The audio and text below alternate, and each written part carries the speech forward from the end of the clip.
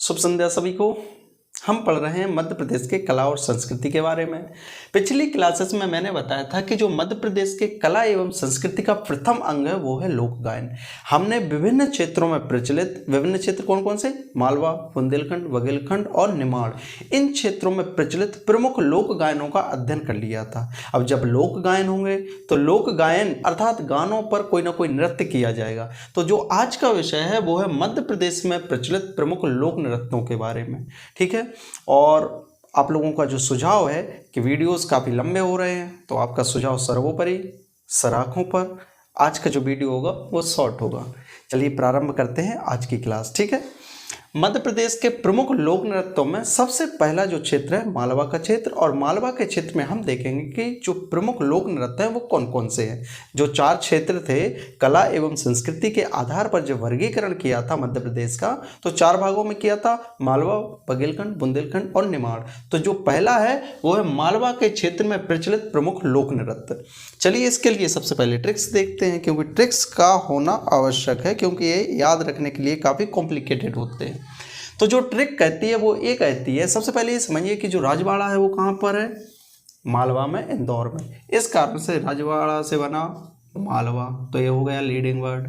ठीक है, इससे ये पता चल जाएगा कि जो मालवा है उस वाले क्षेत्र में प्रचलित लोक नृत्यों की बात की जा रही है।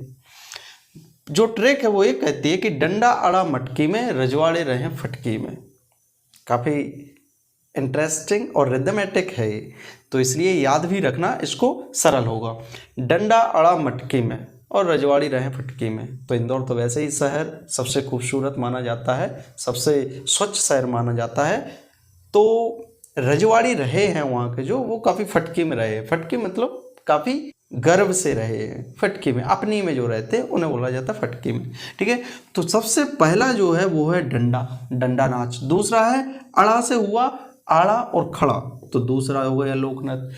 तीसरा लोकनृत्य है मटकी नाच। ठीक है, और चौथा है रजवाड़ी। तो ये 4 प्रमुख लोक नृत्य हैं जो मालवा के क्षेत्र में प्रसिद्ध है। चलिए अब देखते हैं बारी बारी से इनके संदर्भ में कुछ डिटेल में। ठीक है, जो डंडा नाच है, डंडा किसका जो अस्त्र है, एक प्रकार से या तो पुलिस के पास होता है या फिर होता है किसान के पास। ठीक है, अब चूंकि नृत्यों की बात हो रही है तो पुलिस तो करेगी नहीं, पुलिस तो करवाती है नृत्य जब 3rd डिग्री देती है।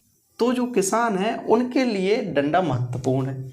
तो किसान डंडा नाच करेगा, कब करेगा, चैत और वैशाख मास में। अब देखिए, जो कृषकों द्वारा किया गया नृत्य जो कब किया जाता है, चैत और वैशाख। चैत वैशाख का मतलब ये हुआ कि जब रबी की फसल पककर तैयार हो जाती है तो उस समय कृषकों के द्वारा खुशी के रूप में या खुशी को जाहिर करने के लिए नृत्य किया जाता है, वो है डंडा नाच।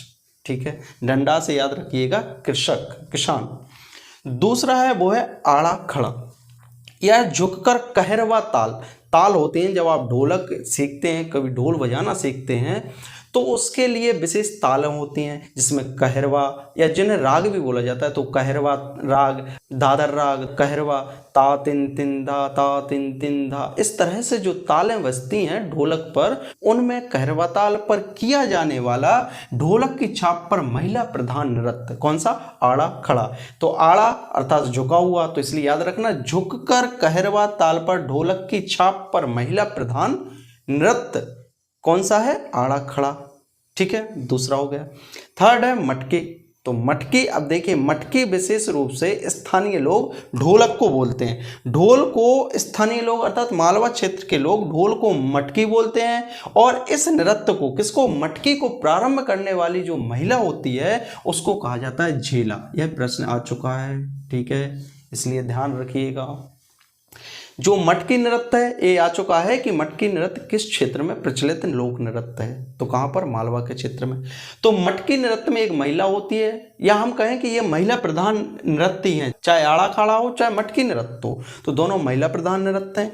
इसमें महिला जो होती है, जो प्रारंभ करती है मटकी नृत्य को, वो कहलाती है झेला, और ढोल की छाप पर यह नृत्य किया जाता है। तो जो ढोल होता है उसको स्थानीय लोग मटकी कहते हैं, इसलिए इस नृत्य का नाम भी मटकी पड़ गया। ठीक है, दूसरी बात, ढोल की ताल पर नर्तकियों द्वारा समुदाय नृत्य। और इसके बारे में विशेष बात यह है कि ये सामुदायिक नृत्य है, मतलब बहुत सारी महिलाएं, जो नृत्य होता है एक्चुअल में वो सामुदायिक ही होता है। अधिकांशतः जो जितने भी नृत्य होते हैं वो सामुदायिक होते हैं, कोई अकेला तो करेगा ही नहीं नृत्य, ठीक है। उसके बाद जो चौथा है वो है रजवाड़ी।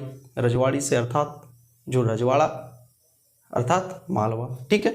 तो रजवाड़ी नृत्य है साड़ी के पल्लू को पकड़कर, ये भी झुककर ही किया जाता है, जैसे आड़ा खड़ा नृत्य होता है उसी तरह से। तो साड़ी के पल्लू को पकड़कर झुककर नृत्य किया जाता है। साड़ी अर्थात महिला प्रधान होगा ये भी, क्योंकि साड़ी तो महिलाएं ही पहनती हैं। ढोल की पारंपरिक कहरवा दादर ताल पर किया जाता है। इसमें जो विशेष बात ये है कि जो ये नृत्य है इसमें कहरवा और दादर ताल जो रागें होती हैं, कहरवा और दादर, तो उन पर किया जाता है साड़ी का पल्लू पकड़कर झुककर महिलाओं के द्वारा। तो ये हो गए मालवा के क्षेत्र में प्रचलित प्रमुख लोक नृत्य, ठीक है। ट्रक को याद रखिएगा, डंडा अड़ा मटकी में, रजवाड़ी रहे फटकी में। काफ़ी इंटरेस्टिंग है ये, यदि पढ़ें इंटरेस्ट के साथ तो। बाकी बहुत बहुत धन्यवाद। अगली क्लास में देखेंगे निमाड़ में प्रचलित प्रमुख लोक नृत्यों के बारे में, ठीक है। तब तक के लिए शुक्रिया।